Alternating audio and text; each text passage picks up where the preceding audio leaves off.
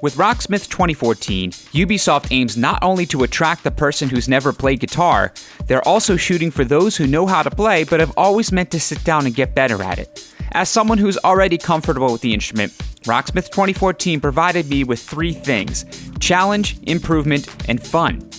When jumping in as an average player, the first menu choice you're provided with is to learn a song.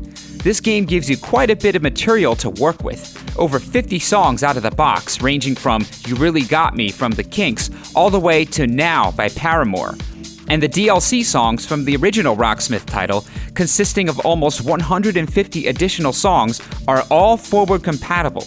The styles range as well, with simple power chord driven riffs to those with complex arpeggios and solos. To top it off, your arrangements are tailored to your style of choice: lead guitar, rhythm guitar, or bass guitar. The initial impressions aren't so inviting though. Beyond the obvious learning curve provided by the guitar itself, Rocksmith 2014's own interface takes a bit of getting used to. You're presented with a transparent guitar neck at the bottom of the screen while icons travel on the note highway towards appropriate strings. The game color codes the icons to correspond with a particular string, but it's still very difficult to sight read without several hours in the bank. However, the biggest hurdle to jump before you're comfortable is learning what each different kind of icon means on the note highway. Even if you start with a song that you're familiar with, you'll have no way of knowing how the game depicts things like bends, palm mutes, or tremolos. After each playthrough of a song, Rocksmith 2014 makes intelligent suggestions for what to work on, and these can include lessons that will explain the icons. Still, it would be nice to have an avenue to that information ahead of time without having to take the lesson itself. Some of them can be quite basic for experienced players. Even an icon key in the pause menu would have sufficed. As you progress though, things improve. One thing that Rocksmith 2014 does impressively well is scale the difficulty. You'll begin a song with a very simple arrangement, only tasking you with playing occasional notes to ease you in. But if you're nailing it right off the bat, the game pays attention. The next time around, the flawless sections will be cranked up in complexity, while the parts you may have flubbed will stick to basics. The scaling difficulty helps make Rocksmith 2014 a less tedious learning tool, but the feature that I found most valuable was the riff repeater. At any time during a song, hitting the spacebar activates this feature, which takes a small portion of the song and repeats it for practice. You can also slow it down if you like, making fast riffs easier to pick apart. If you play through the section without missing a note, the difficulty steps up. Keep at it and you'll hit the 100% difficulty mark, playing the riff exactly like it is on the recording. The riff repeater is invaluable for learning a song thoroughly. Parts of Radiohead's Paranoid Android had me saying no way, but after working through Riff Repeater, I was soon playing note for note with Johnny Greenwood.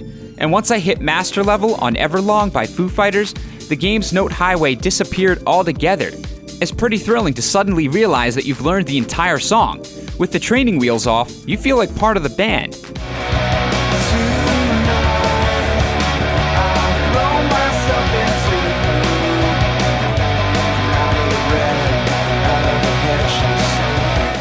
When reaching roadblocks out of your comfort zone, that's when it becomes important to double back and work through the lessons. They're not as exciting as playing along with the licensed music, but they're effective learning tools that only serve to make playing your favorite songs even more enjoyable. And while the early lessons can feel like wastes of time for experienced players, they progress quickly to more complex topics. Unless you're entering as an expert already, you'll find plenty of lessons that will test your skill. There's also a surprisingly robust suite of arcade-style minigames in the Guitarcade that are geared towards helping you brush up on specific techniques. They're a fun diversion and include leaderboards to encourage competition, but they didn't feel as effective in cleaning up technique as learning the songs themselves. I was impressed with the accuracy that Rocksmith 2014 wielded in detecting the notes and chords from the guitar as I played them. But there were occasional strumming sequences that weren't being detected very well, resulting in missed notes. This only caused a problem in the score attack and riff repeater modes, where errors can cause you to fail out and prevent progress. Thankfully, the game offers an error tolerance adjustment option, and that was enough in my experience to get around the issue. Not everything else about Rocksmith 2014 is smooth sailing either. Audio volumes were inconsistent between play modes.